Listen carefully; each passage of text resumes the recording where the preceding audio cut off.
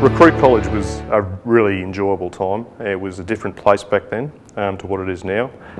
I remember arriving in the ACT as a pretty excited young bloke, thinking I was going to join the police and thinking I'd make this my career, and it has turned out that way. I remember I rocked up with 3 firearms. I was a shooter, and I had my Victorian shooter's licence and went to see the college sergeant. And he, Les Lambert at that time, and he looked at me and he said, "Put a padlock on your cupboard in your room, and you can go shooting on the weekends." I said, "No problem." So that was all done. I don't think that would happen now.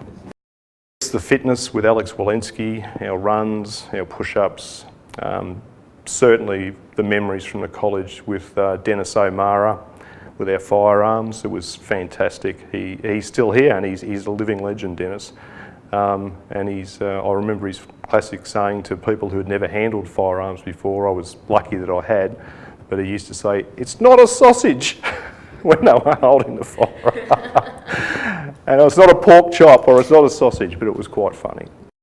I think one of the most significant jobs was certainly the Canberra hospital implosion, Operation Quokka, and that was that came out of the blue like most big jobs do. I was working at City Crime, and we'd just been dealing with a heroin overdose death, and we stood on the back steps of the city police station and watched the hospital be blown up.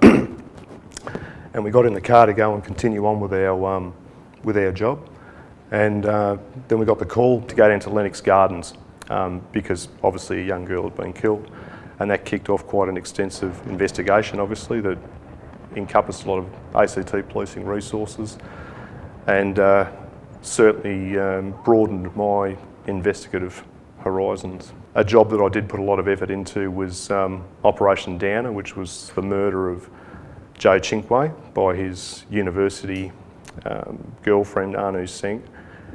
And that was a long involved investigation that I led, and it was 2 years of my life, which I'll never get back, but I certainly enjoyed it. And I think the most memorable occasion was being with Joe's family when she was convicted.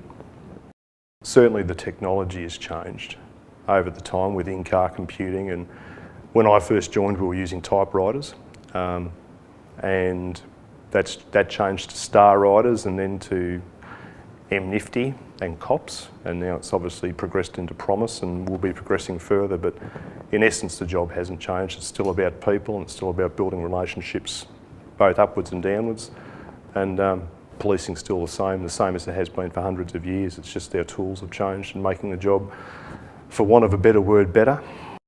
I think there's been a few proud moments, and that's actually seeing some of the constables that I've trained get promoted, and actually seeing them reach to want to go on and to continue on, and there's been quite a few over the years, and to actually see them continue on with their career and progress to be really good community police officers. It was a sense of adventure, and I thought that it would be an exciting thing to do, and I wasn't wrong.